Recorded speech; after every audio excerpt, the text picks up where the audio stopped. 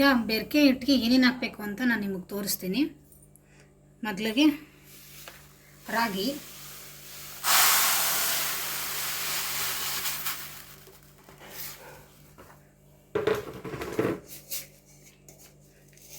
ಅಕ್ಕಿ,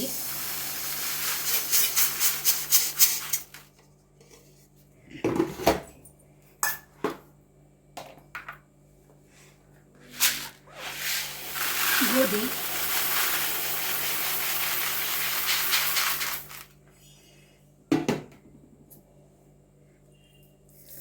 ಮೆಂತ್ಯ,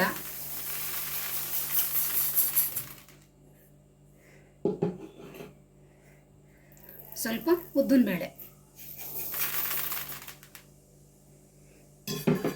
ಇಷ್ಟನ್ನು ಚೆನ್ನಾಗಿ ಮಿಕ್ಸ್ ಮಾಡಿ ಮಿಲ್ಲಲ್ಲಿ ಹೋಗಿ ಹಿಟ್ಟು ಮಾಡಿಸ್ಕೊಂಡು ಬರಬೇಕು. ಅದನ್ನು ಬೆರಕೆ ಹಿಟ್ಟು ಯಾವ ರೀತಿ ಮಾಡೋದು ಅಂತ ನಿಮಗೆ ತೋರಿಸ್ತಾ ಇದ್ದೀನಿ. ಈಗ ಇದರಲ್ಲೇ ರೊಟ್ಟಿ ಮತ್ತು ಸಜ್ಜಿಗೆ ಮುದ್ದೆ ಎಲ್ಲ ಇದರಲ್ಲೇ ನಾವು ಮಾಡೋದು. ಈಗ ಏನೇನು ಹಾಕಿದ್ದೀನಿ ಅಂತ ನಿಮಗೆ ತೋರಿಸಿದ್ದೀನಿ. ಇದರಲ್ಲಿ ರೊಟ್ಟಿ ಮಾಡೋದು ಹೇಗೆ ಅಂತ ತೋರಿಸ್ತೀನಿ. ಸಜ್ಜಿಗೆ ಮುದ್ದೆ ಯಾವ ರೀತಿ ಮಾಡೋದು ಅಂತ ನಿಮ್ಗೆ ಆಲ್ರೆಡಿ ನಾನು ತೋರಿಸಿದ್ದೀನಿ ಹಳೆ ವಿಡಿಯೋದಲ್ಲಿ. ಯಾರು ನೋಡಿಲ್ಲ ಹೋಗಿ ನೋಡಿ.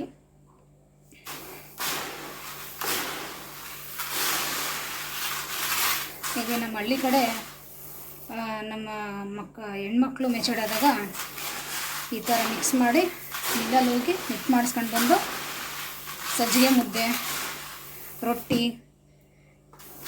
ಮಾಡಿ ಕೊಡ್ತಾರೆ.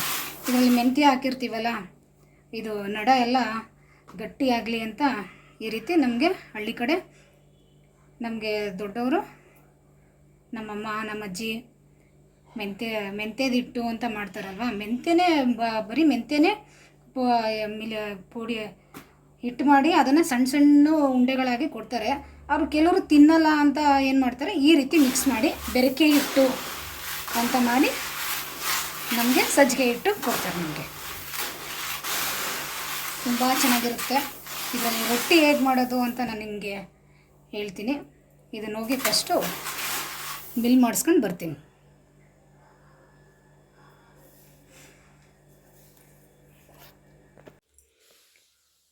ಈಗ ಮಿಲ್ಗೋಗಿ ಅದನ್ನೆಲ್ಲನೂ ಬೆರಕೆ ಹಿಟ್ಟಿಗೆ ಏನೇನು ಬೇಕು ಅಂತ ಇಂಗ್ರೀಡಿಯೆಂಟ್ಸ್ ನಿಮ್ಗೆ ತೋರಿಸಿದ್ದೀನಿ. ಅದನ್ನು ತಗೊಂಡೋಗಿ ಮಿಲ್ಗೋಗಿ ಮಿಲ್ ಮಾಡಿಸ್ಕೊಂಡು ಬಂದಿದ್ದೀನಿ. ಇದರಲ್ಲಿ ಯಾವ ರೀತಿ ರೊಟ್ಟಿ ಮಾಡೋದು ಅಂತ ನಾನೀಗ ನಿಮಗೆ ತೋರಿಸ್ತೀನಿ. ಬೆರಕೆ ರೊಟ್ಟಿ ಯಾವ ರೀತಿ ಮಾಡೋದು ಅಂತ ನಿಮಗೆ ತೋರಿಸ್ತೀನಿ.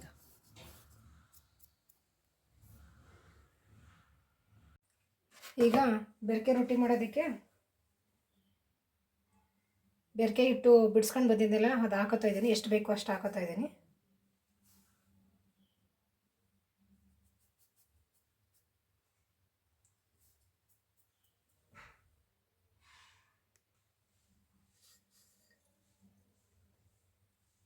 ಇದಕ್ಕೆ ಸ್ವಲ್ಪ ಉಪ್ಪು ಹಾಕ್ತಾ ಇದ್ದೀನಿ.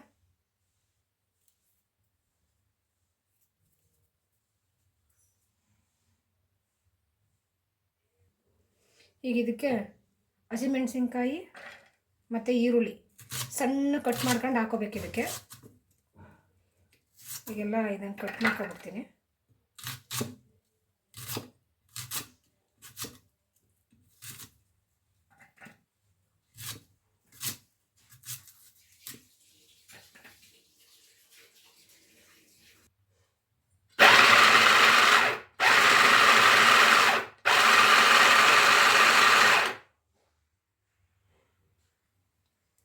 ನೋಡಿ, ಈರುಳ್ಳಿ ಹಸಿಮೆಣಸಿಗೆ ಕಟ್ ಮಾಡ್ಕೊಂಡಿದ್ದೀನಿ. ಇಷ್ಟು ಸಣ್ಣಕ್ಕೆ ಕಟ್ ಮಾಡ್ಕೋಬೇಕು. ಈಗ ಇದ್ರ ಜೊತೆ ಹಾಕೋಬಿಡ್ತೀನಿ. ಈಗ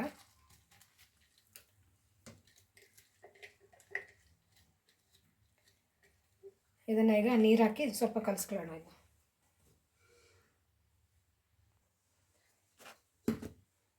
ಈಗ ಇದನ್ನ ನೀರು ಹಾಕಿ ಎಷ್ಟು ನೀರು ಬೇಕೋ ಅಷ್ಟು ನಿಧಾನಕ್ಕೆ ಹಾಕಿ ಕಲಿಸ್ಕೋಬೇಕು. ಮತ್ತು ಈರುಳ್ಳಿ ಕಟ್ ಮಾಡಿದ್ನಲ್ಲ ಅದಕ್ಕೆ ಸ್ವಲ್ಪ ನೀರು ಹಾಕಿದ್ದೀನಿ. ಅದನ್ನು ಇದರ ಜೊತೆ ಹಾಕ್ತೀನಿ.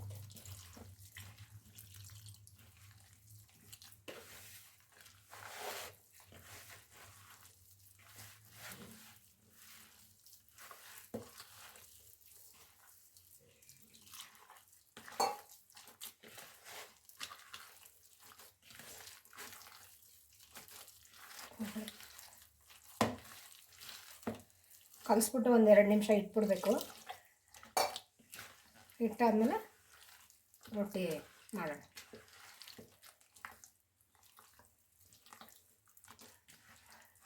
ಈಗ ಕಲಸಾಗಿದೆ, ಇದನ್ನೊಂದು 2 ನಿಮಿಷ ಇಟ್ಬಿಡೋಣ.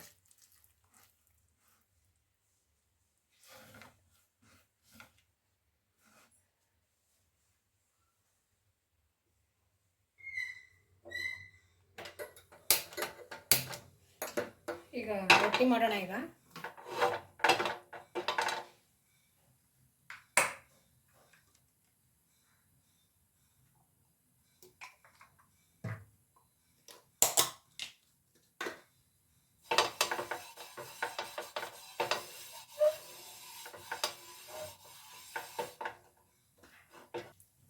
ಅದನ್ನು ಹಾಕ್ತಾ ಇದ್ದೀನಿ.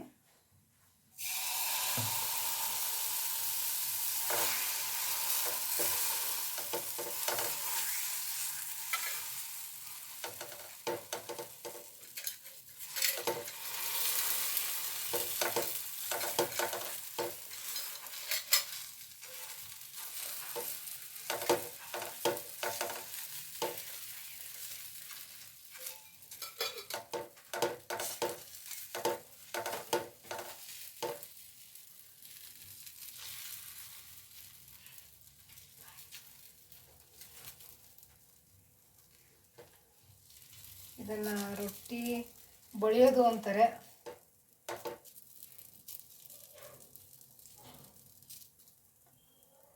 ಇದಕ್ಕೆ ಈರುಳ್ಳಿ ಹಸಿಮೆಣಸಿಕಾಯಿ ಹಾಕಿರೋದ್ರಿಂದ ಇದಕ್ಕೇನು ಬೇಡ, ಹಂಗೇನೆ ತಿನ್ಕೋಬೋದು.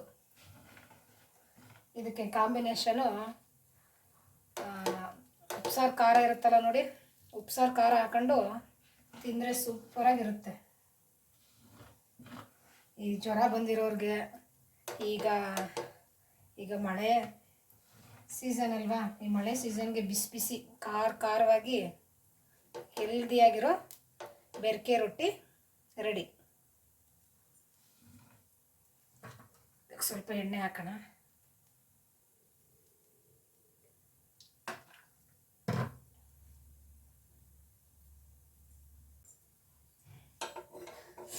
ಏನು ಕಚ್ಕೊಳ್ಳೋದಿಲ್ಲ ಇದು ನೋಡಿ, ಎಷ್ಟು ಈಸಿಯಾಗಿ ಬರುತ್ತೆ.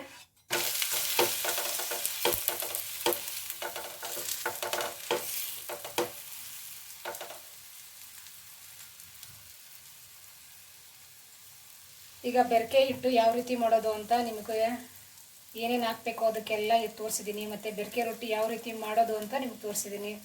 ಮತ್ತು ಅದರಲ್ಲಿ ಸಜ್ಜಿಗೆ ಹಿಟ್ಟು ಯಾವ ರೀತಿ ಮಾಡೋದು ಅಂತ ನಿಮಗೆ ಹಳೆ ವಿಡಿಯೋದಲ್ಲಿದೆ, ಅದನ್ನು ನೋಡಿ. ಈಗಿನ ಹೆಣ್ಮಕ್ಳುಗಳು ಮೆಚೂರ್ಡ್ ಆದಾಗ ಬೆರಕೆ ರೊಟ್ಟಿ ಆಮೇಲೆ ಸಜ್ಜಿಗೆ ತುಂಬ ಚೆನ್ನಾಗಿರುತ್ತೆ, ಹೆಣ್ಮಕ್ಳಿಗೆ ಮಾಡಿಕೊಡಿ.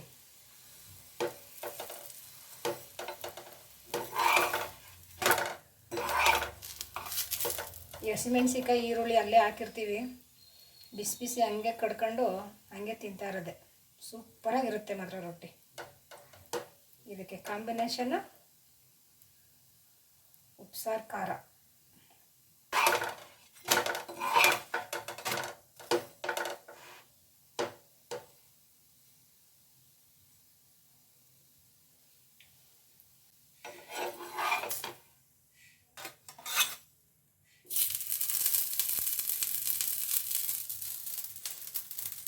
ಬೆರಕೆ ರೊಟ್ಟಿ ರೆಡಿ.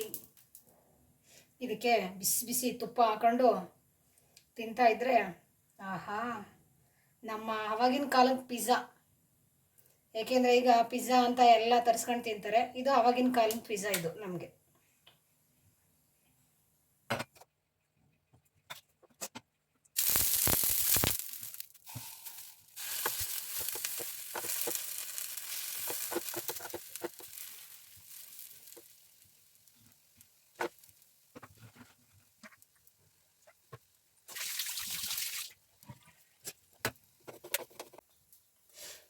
ರೊಟ್ಟಿ ಮಾಡೋದು ಹೇಗೆ ಅಂತ ನೋಡಿದ್ರಲ್ಲ, ಇದಕ್ಕೆ ಬಿಸಿ ಬಿಸಿಯಾಗಿದ್ದಾಗಲೇ ತುಪ್ಪ ಹಾಕೊಂಡು ತಿಂದರೆ ಸೂಪರಾಗಿರುತ್ತೆ.